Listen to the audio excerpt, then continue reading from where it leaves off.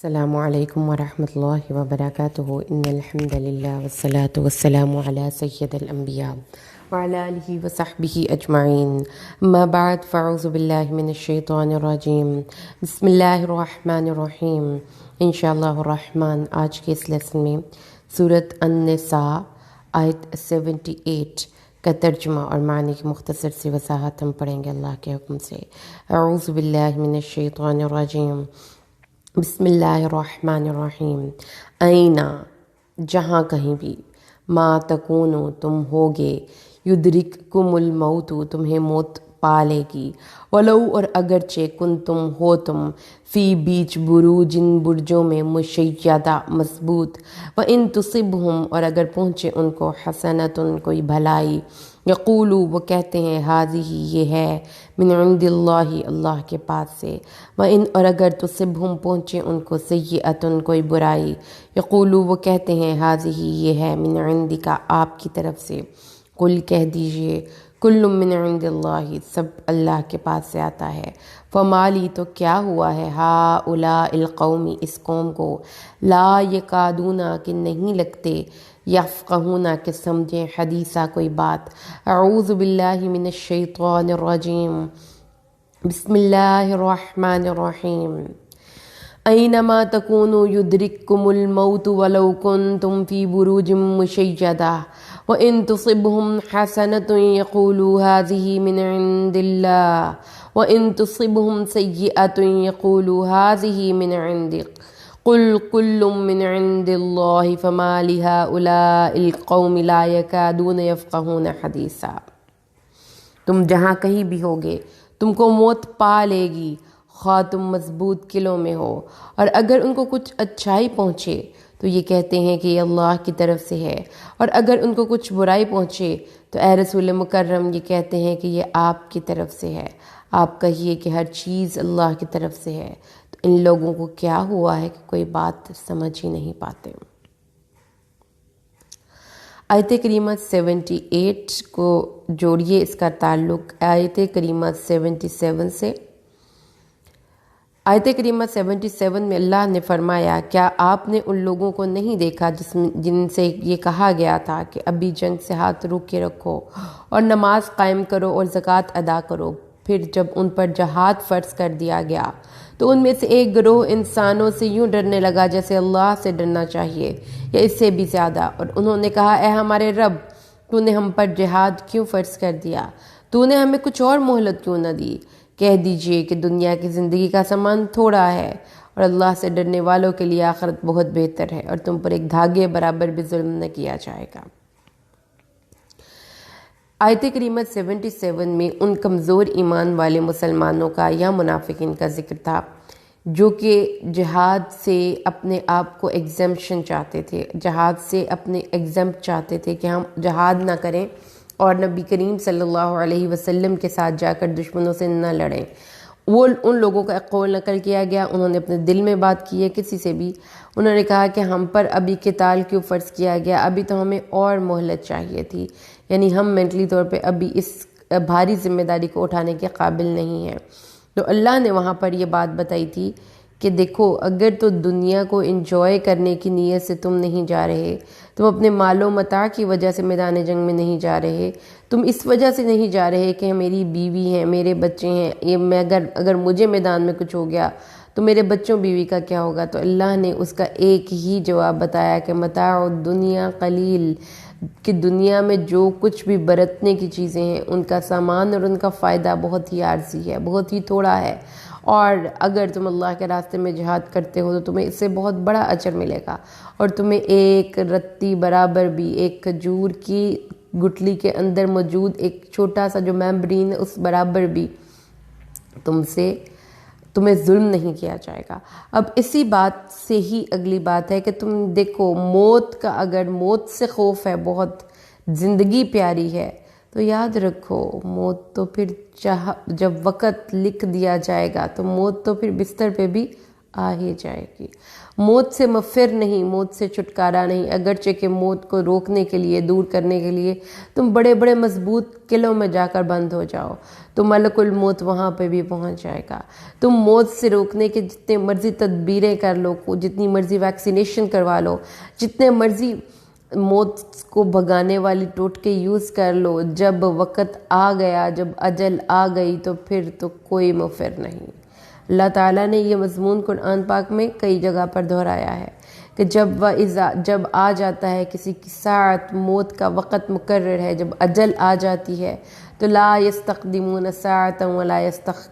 نہ اس سے ایک قدم وہ آگے بڑھ سکتے ہیں اور نہ ہی اس سے تاخیر ہو سکتی ہے۔ جب موت آئی ہے تو جو وقت آپ کی تقدیر میں لکھا ہے ایگزیکٹ اتنے ہی سیکنڈز پر آپ کی روح قبض کر لی جائے گی، اور اس سے کوئی فرق نہیں پڑتا کہ آپ سفر میں ہیں، آپ حضر میں ہیں، آپ خشکی میں ہیں، آپ تری میں ہیں، یا آپ مضبوط قلعوں میں بند ہیں۔ تو یہ سوچ ذہن سے نکال دیجئے کہ کوئی نیکی کا کام ہم اس لیے نہیں کریں گے کہ اس سے ہماری جان کو خطرہ ہے۔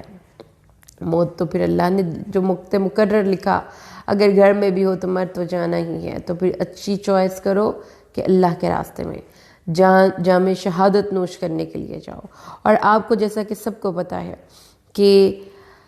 حضرت خالد ابن ولید رضی اللہ تعالیٰ عنہ نے اتنے مارکوں میں حصہ لیا، اور آپ جس بھی جنگ میں شامل ہوئے، آپ نے اس جنگ کو، آپ کی جنگی حکمت عملی کی وجہ سے اللہ نے اس جنگ میں مسلمانوں کو فتح سے ہمکنار کیا۔ لیکن حضرت خالد ابن ولید کی وفات اپنے بستر پر ہی ہوئی ہے، آپ میدان جنگ میں شہید نہیں کیے گئے، جو اس چیز کی علامت ہے اور واضح ہو جاتا ہے کہ جہاد میں شرکت کرنے سے یا جنگ میں جانے سے ضروری نہیں ہے کہ ہر بندہ مرے، موت اپنے وقت پر آتی ہے، خواہ انسان اپنے میدان میں ہو یا گھر میں ہو۔ یہی بات چوتھے پارے میں سورۃ آل عمران میں کچھ یہودیوں اور منافقوں کے ذکر کے ساتھ آئی تھی کہ جب انہوں نے کہا تھا اپنے بھائیوں کے بارے میں کہ لو کان عندنا ما ماتوا وما قتلوا، کہ وہ کہتے تھے کہ ہمارے پاس ہوتے اور ہماری بات مان لیتے تو یہ مسلمان نہ مارے جاتے، نہ قتل کیے جاتے۔ تو اللہ تعالیٰ نے فرمایا تھا وہاں پر کہ پھر قُلْ فَادْرَؤُوا عَنْ أَنفُسِكُمُ الْمَوْتَ، اچھا اگر یہ بات ہے تو تم اپنے آپ سے موت کو ہٹا کر دکھاؤ۔ تو پھر اللہ نے فرمایا تھا کہ موت تو اپنے وقت پر آتی ہے، تو یہ کٹل حقیقت ہے۔ اب اس سے اگلی بات پہ آ جائیے۔ اگلی بات میں اللہ نے فرمایا کہ اب یہاں پر بات آ جاتی ہے سپرسٹیشنز کی، اور کچھ لوگ جو آپ کے دشمن ہوں گے، ایک تو سپرسٹیشیس بلیفز ہیں کہ کسی سرٹن انسان کی موجودگی کسی کمیونٹی میں خیر یا برکت کا باعث ہوتی ہے، یا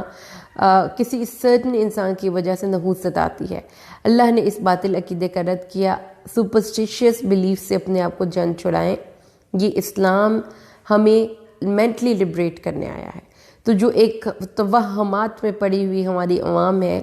ان کو بھی اس بات کو سمجھنا چاہیے کہ کچھ لوگ تھے جو نبی کریم صلی اللہ علیہ وسلم کی موجودگی کو اپنے اندر نحوست نعوذ باللہ قرار دیتے تھے، اور کہتے تھے کہ کوئی بھی پریشانی آئی ہے، ہمیں کوئی قحط آ جائے یا دشمنوں پہ، ہم مدینہ میں جو رہنے والے منافقین تھے اور یہودی تھے کہ ہم بڑے امن و چین سے اپنے شہروں میں رہ رہے تھے، اس شخص کے آنے کی دیر ہوئی ہے کہ سارا عرب ہمارے اوپر عمدہ پڑا جا رہا ہے، ہمیں تو اس شخص کے آنے کا نقصان ہی ہوا، فائدہ کیا ہوا، جنگیں ہم پر مسلط کر دی گئیں، ہمیں اتنے دشمنوں کو پالنا پڑا۔ تو اتنی پریشانی اس ایک شخص کی وجہ سے دیکھنی پڑ رہی ہے۔ تو انہوں نے نبی کریم صلی اللہ علیہ وسلم کے بارے میں فرمایا وَإِن تُصِبْهُمْ سَيِّئَةٌ يَقُولُ هَٰذِهِ مِنْ عِنْدِكَ، اگر ان کو کوئی تکلیف پہنچتی کسی بھی حوالے سے، سیئ سو یہاں اس کا روٹ ہے، اس کا مطلب ہوتا ہے ہر قسم کی برائی کے لیے یہ ورڈ یوز ہوتا ہے، کوئی بھی چھوٹی یا بڑی برائی ان کو پہنچتی تو وہ یہی کہتے کہ یہ تو آپ کی وجہ سے آئی ہے، اے نبی آپ کی وجہ سے آئی ہے، اور آپ کی کمیونٹی میں، ہماری کمیونٹی میں موجودگی ہمارے لیے بہت بڑا فتنہ ہے، نقصان کا باعث ہے، بہت بڑا تھریٹ ہے، ہم لوگوں کو آپ سے پہلے زیادہ آسانی سے زندگیاں جی رہے تھے۔ اور اگر ان کو کوئی فتح ملتی ہے، کوئی اچھائی ملتی ہے جو کہ نبی کریم صلی اللہ علیہ وسلم کے طفیل ہی ملتی ہے، یا ویسے ان کو کوئی کامیابی ملتی ہے تو وہ نبی کریم صلی اللہ علیہ وسلم کہ کنٹریبیوشن کو بالکل مائنس کرتے ہوئے کہتے ہیں یہ تو اللہ نے ہمیں فتح نصیب کی، یہ تو مقام ہمیں اللہ نے دیا، اس میں ان کا کیا کمال ہے، یہ تو ہماری قسمت میں پہلے سے ہی لکھ رکھا گیا ہوا تھا۔ تو اللہ تعالیٰ نے پھر یہ بات بتائی کہ ٹھیک ہے، اگر اچھائی کو تم اللہ سے منسوب کرتے ہو تو برائی کو بھی اللہ کی تقدیر سے منسوب کرو کہ یہ قسمت میں یوں ہی لکھا تھا، اس کو کسی شخص یا انسان سے منسوب نہ کرو۔ کل من عند اللہ، کہ کچھ بھی جو اچھائی آتی ہے یا جو برائی آتی ہے، جو اچھا آپ کی قسمت میں لکھا گیا وہ اللہ کی رحمت ہوئی، اور جو برا ہوا وہ آپ کے اپنے اعمال کی نقصان کے طور پر اور سزا کے طور پر ہوا۔ تو اتنی سی بات کو سمجھ کر پھر اللہ نے فرمایا کہ یہ اتنی آسان سی بات بھی یہ لوگ نہیں سمجھ رہے، کیسے عجیب سے ان کی سوچیں اور عقلیں ہیں۔ تو یہاں پر اس آیت میں جو دو بہت امپورٹنٹ پوائنٹس کو ڈسکس کیا گیا ہے، اس کو ہم دوبارہ سے ریوائز کریں۔ پہلا پوائنٹ، قرآن پاک میں بہت سے مقامات پر اللہ نے میں یہ بات سمجھائی کہ موت اپنے وقت پر آتی ہے اور اس سے پہلے یا بعد میں نہیں آ سکتی۔ تو اب اس پوائنٹ کو یا اس ریالٹی کو، اس یونیورسل ٹروتھ کو میدان جنگ میں جانے کے ساتھ اللہ نے جوڑ دیا ہے کہ جب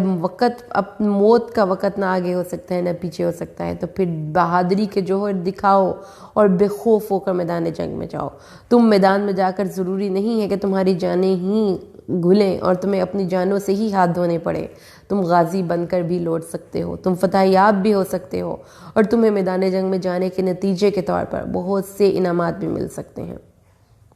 اس لیے بی بریو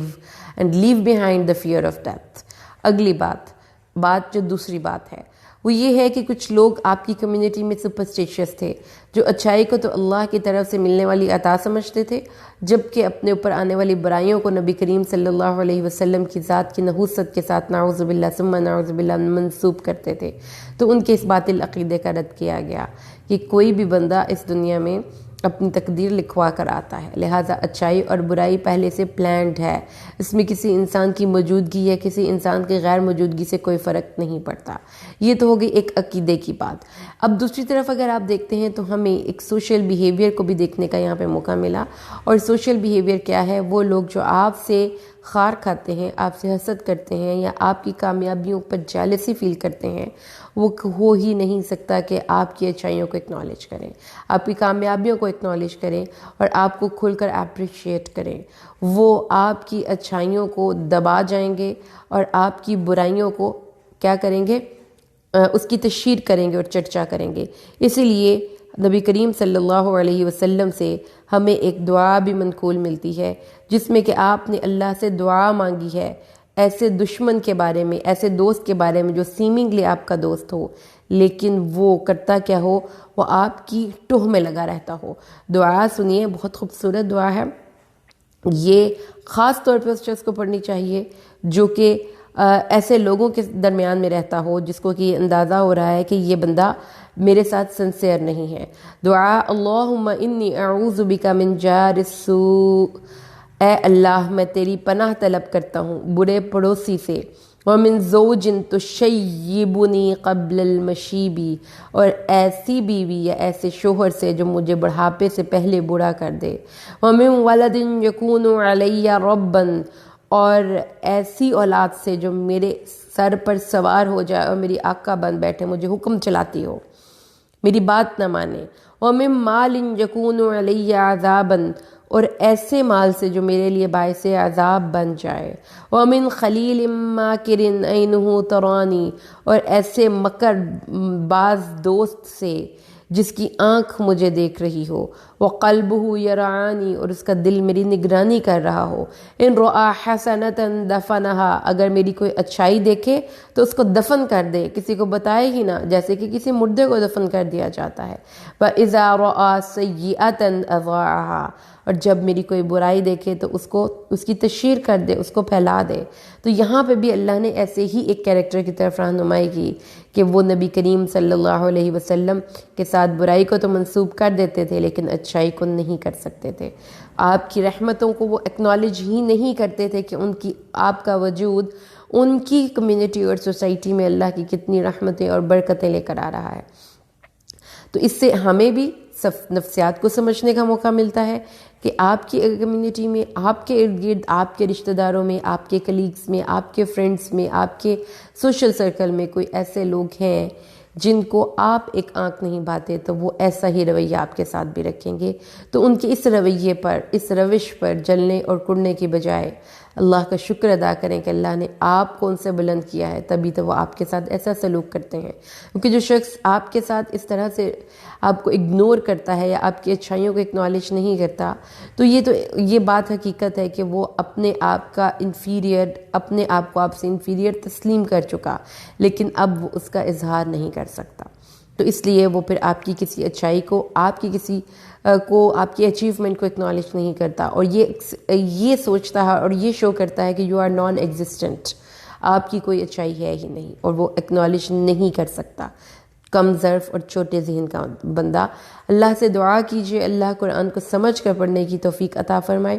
اور اس کی مطالب کو اور اس کے معنی کو ہم اپنی زندگی میں امپلیمنٹ بھی کریں۔ آمین۔ بارک اللہ لی و لکم فی القرآن الحکیم ونفعنی و ایاکم بالآیات والذکر الحکیم۔ السلام علیکم ورحمۃ اللہ وبرکاتہ۔